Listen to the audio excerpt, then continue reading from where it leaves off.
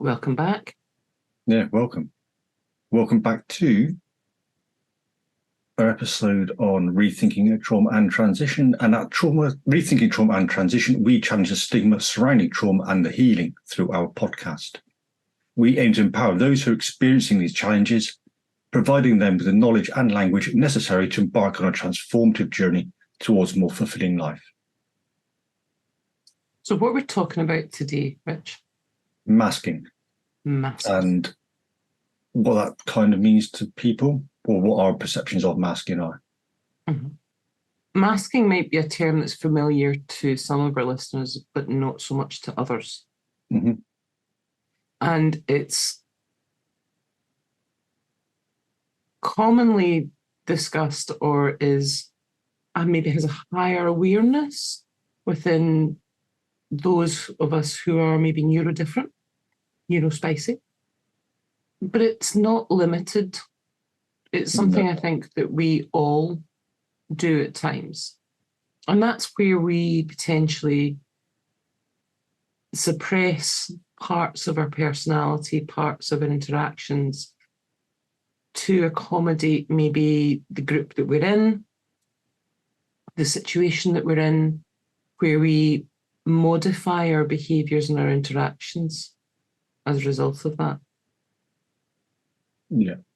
The Japanese have that saying, isn't there? About the three faces or three masks that we have to the world. So the mask one is one we show the entire world. Mask two is to your close family and friends.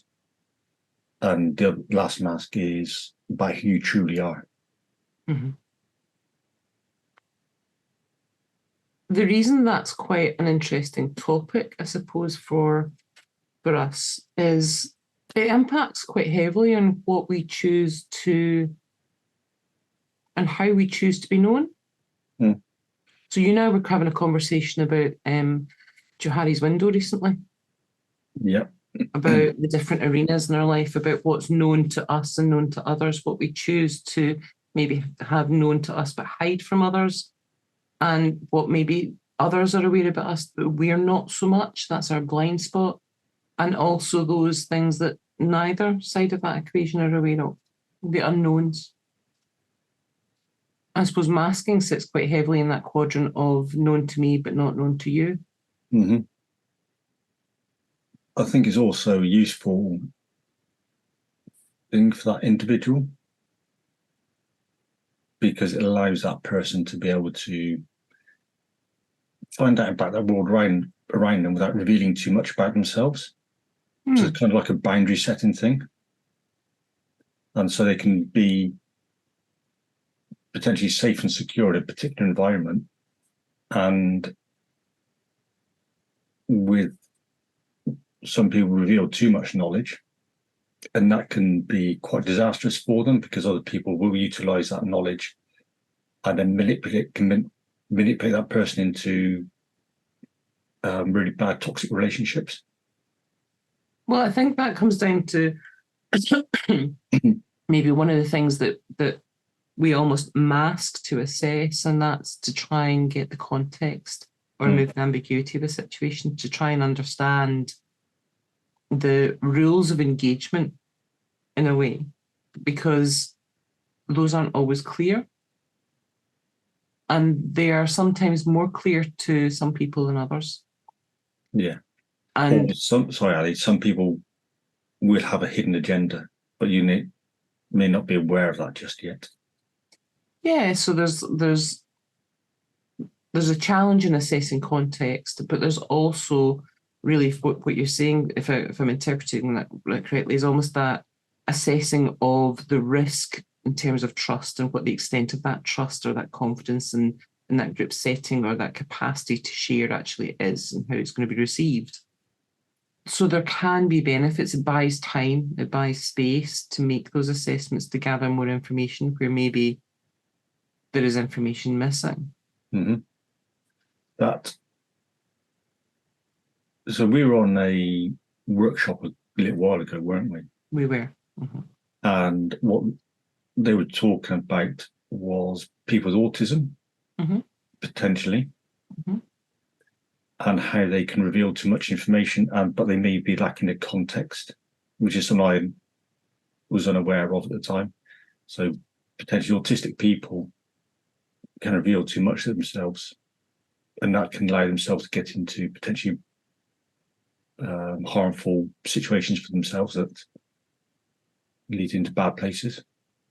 Yeah, so what we're talking about really is kaitextia, and that's something that I know sometimes I have from time to time struggled with, where it takes me longer to assess the context of a situation, the scope of that, and make decisions in terms of maybe the nature or the intention behind interactions, relationships, that sort of stuff. Mm-hmm. And sometimes it's got to be kind of really obvious in order for me to pick up on it, so I'll play safe rather than engage. So that's a positive aspect of masking, is dipping your toe in the water to find out, is this situation safe for me? Do I want to be here, or do I pull my toe out before it gets bitten off by a fish? Yeah. I think, though, there's also an element where the flip side of that is the effort sometimes it takes to do that. In some situations, maybe it feels quite second nature, where maybe I'll find myself withdrawing to the outer edges of a conversation. I'll be very observational. I will be very assessing in terms of that, but that can sometimes make me feel or seem quite aloof to others, when it's not actually that at all. I'm fully engaging in what's going around. I'm just trying to assess the context of that that's happening, to assess how I place myself within that interaction.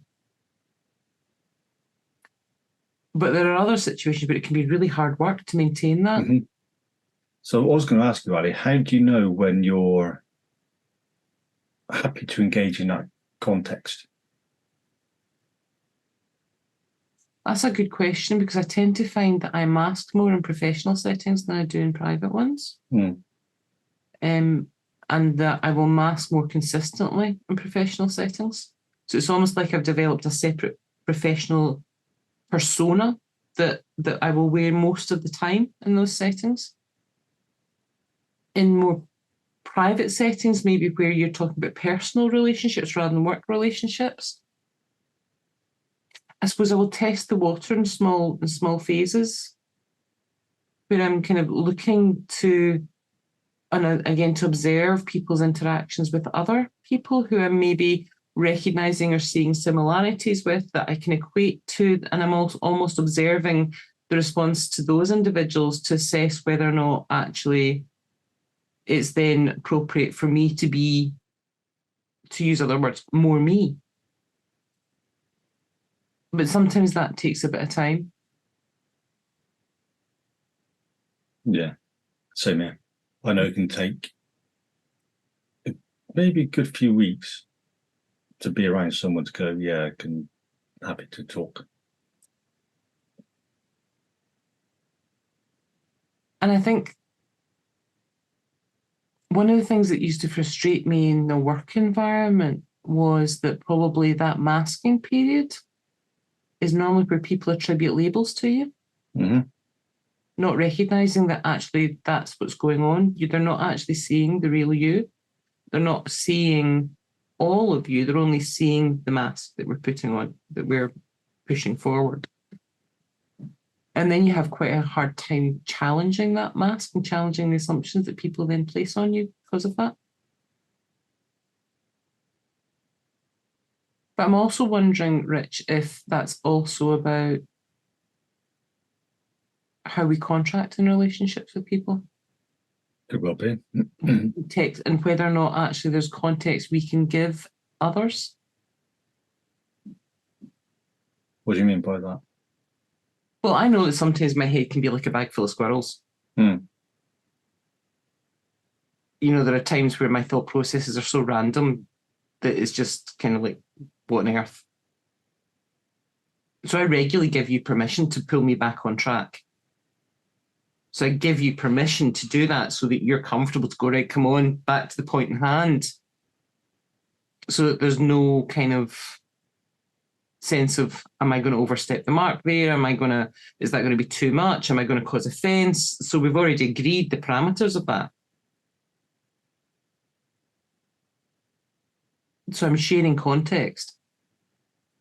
Does that make sense? Yeah. I wonder if that's also about how we ask for feedback.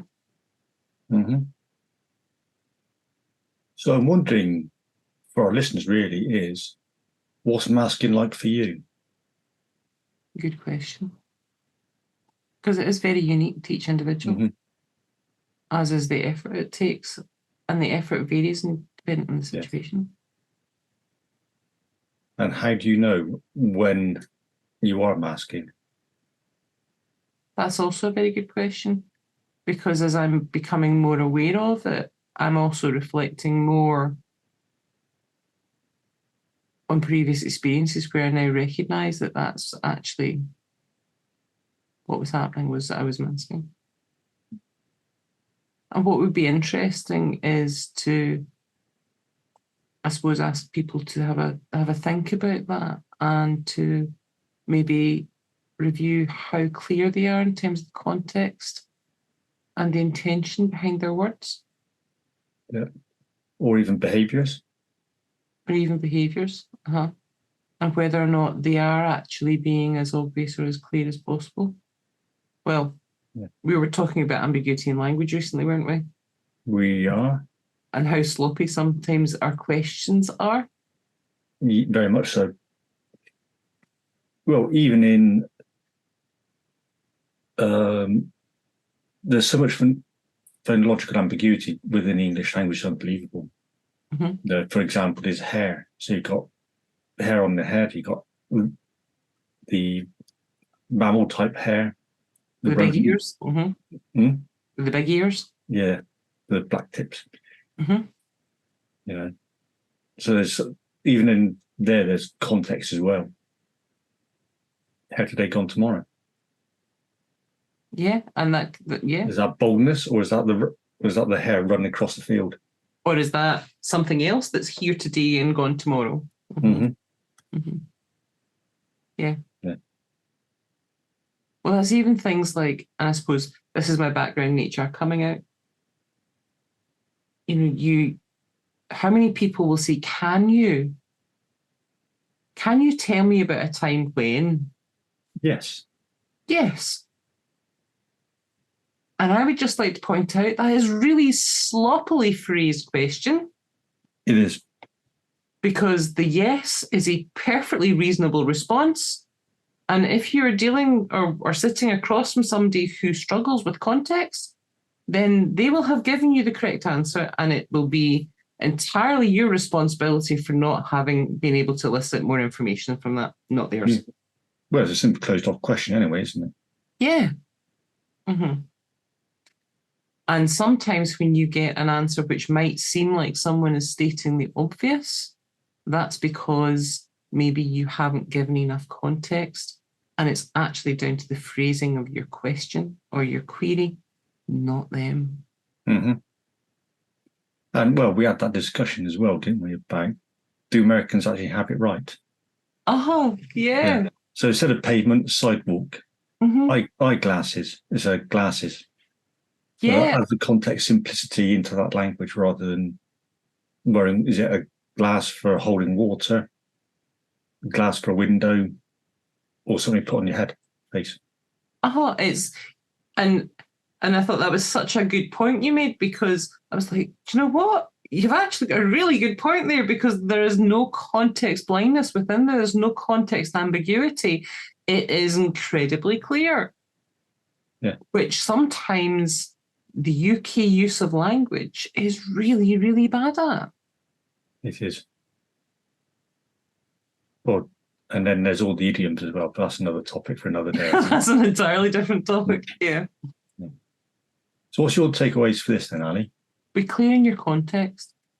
Have a think about how you structure language and whether or not what you've asked is actually what you intended. because that's important. Mm-hmm. And you may be creating more confusion than you maybe anticipate. What about you, Rich? Well, going about your questions, you may not got the answer you're asking for. So it's all as well is masking could be a positive thing. And be careful about how much you share with people. Well, yeah, and I think that's also maybe about us recognising that people will share at different rates and giving people space to develop that relationship, that knowing, that knowledge, and that personality, because we don't have to label straight off. Yes. We don't have to label at all. No. And if somebody is not involved in the conversations going around them, maybe because they're assessing that situation and getting context for themselves. Yeah, quiet doesn't always mean unengaged. That might just mean that we aren't actually providing enough information for them to be able to safely navigate the context of the situation. Yeah. And that there's something we can do that is about our communication to encourage that involvement. Yeah. So where can I find us then, Ali? We can be found on YouTube, Spotify, Amazon Music, Apple iTunes, and Castbox, a host of whole other platforms. And you can also find us by email, by Facebook, and on LinkedIn. I can find us by email. Because our email address is in the show notes. It is. That's not really finding us on social media. I digress. Still a means of getting contact. Yeah. So if you do enjoy this episode, we'd do appreciate your comments, and please do like, subscribe, and share. And if you wish to work with us, then contact details for us are again in the show notes, and we can be reached there. Feel free to reach out. And we look forward to hearing from you. Thank you. Thank you very much.